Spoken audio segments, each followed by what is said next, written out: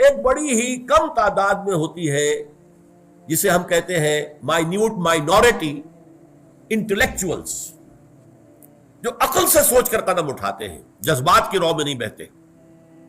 Intellectuals, ظاہر بات ہے انٹلیکچوئل جو ہے وہ واعظ اور نصیحت اس سے اثر نہیں لیتا، اسے دلیل چاہیے.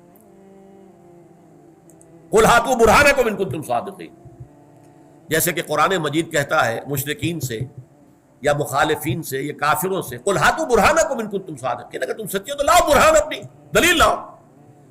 تو آخر نوع انسانی کو بھی تو حق ہے نا کہ وہ آپ سے دلیل مانگے. آپ چاہتے ہیں کہ میں اللہ کو مانوں، رسول کو مانوں، قرآن کو مانوں، آخرت کو مانوں، بھائی دلیل کیا ہے؟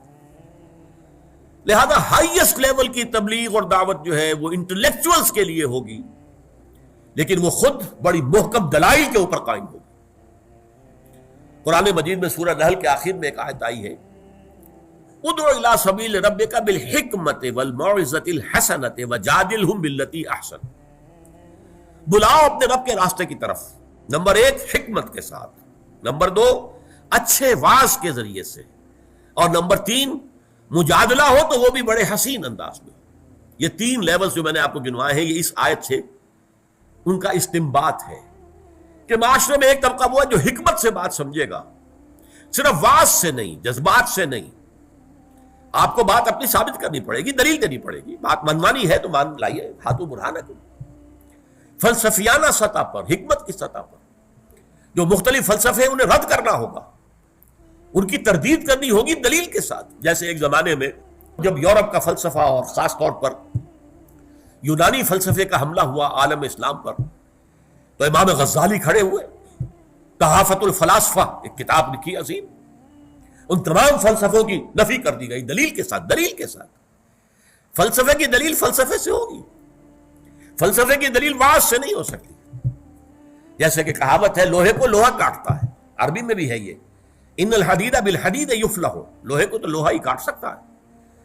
لہذا فلسفے کے مقابلے میں فلسفے کی سطح پر بات کرنی ہوگی، فلسفے کو رد کرنے کے لیے فلسفے کی سطح پر دلیلیں لانی ہوں گی. یہ ہے بلند ترین مقام دعوت و تبلیغ کا.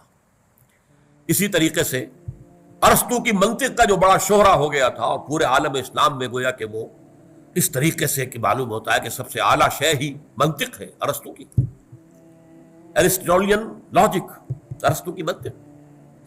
لیکن پھر اس کا جواب لکھا ہے امام ابن تیمیہ نے، الرد علی المنطقیین، منطق کے جو علمبردار ہیں ان کی تردید، ان کی نفی.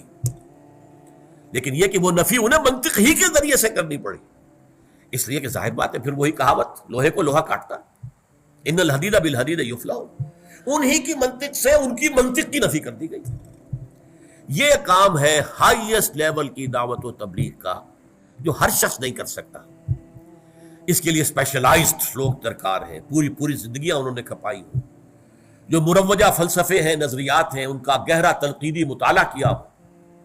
کریٹیکل سٹڈی، صرف سٹڈی نہیں، کریٹیکل سٹڈی، تنقیدی مطالعہ. آدمی پڑھتا جائے، سمجھتا جائے، یہاں یہ ٹھیک ہے، یہ غلط ہے، یہ ٹھیک ہے، یہ غلط ہے، یہ غلط ہے تو یوں غلط ہے، اس لیے غلط ہے. اس طرح کی سٹڈی، اسے کہتے ہیں کریٹیکل سٹڈی.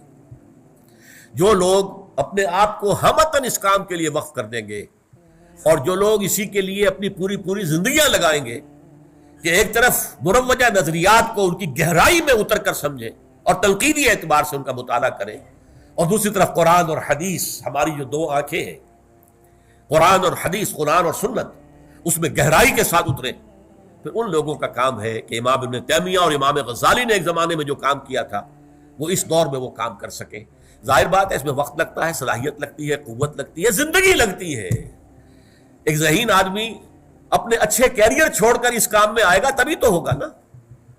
اگر وہ دیکھے ڈاکٹری جو ہے بڑا اچھا فنکشن ہے، لگے رہو اس کے اندر، کمائی ہے، بہت اچھی کمائی ہے، تو یہ کام تو پھر نہیں ہو سکتا.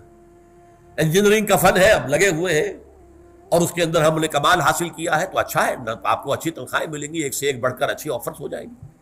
لیکن یہ کام نہیں ہو سکتا. یہ کام وہی کریں گے جو ذہین بھی ہو. عام آدمیوں کے کرنے کا یہ کام نہیں ہے. ذہانت اللہ نے انہیں دی ہو بنیادی طور پر، اور پھر وہ اپنے آپ کو ہمہ وقت اس کام کے لیے لگا دیں اور بھول جائیں اچھے کیریئر کو اور اعلیٰ معیار زندگی کو بھول جائیں. بلکہ فاقوں کے لیے تیار ہو جائے. آپ کو معلوم ہونا چاہیے جب یہ ڈاس کیپیٹال کتاب لکھی تھی مارکس نے تو اس پر فاقے بھی آ رہے تھے. وہ جرمنی میں مقیم تھا اور وہ کتاب جس نے ایک نظریہ پیدا کیا مارکسزم، جس پر کمیونزم کا نظام آیا اور انقلاب برپا ہوا، اس کتاب کا لکھنے والا فاقے بھی جھیل رہا تھا. تو دنیا میں جسے ہم کہتے ہیں کریٹو ورک، تخلیقی کام، وہ تو اس طرح سے نہیں ہوتا کہ آپ بڑے آرام سے بنگلوں میں رہتے ہو، کوئی سرکاری جو ہے محکمے کی کوئی بہت اونچی پوسٹ آپ کے پاس ہو، پھر وہ کام نہیں ہوتا. وہ کام تو ہمہ وقت اپنے آپ کو جھونک دے کر ہوتا ہے، اور یہ دعوت و تبلیغ کی بلند ترین منزل ہے.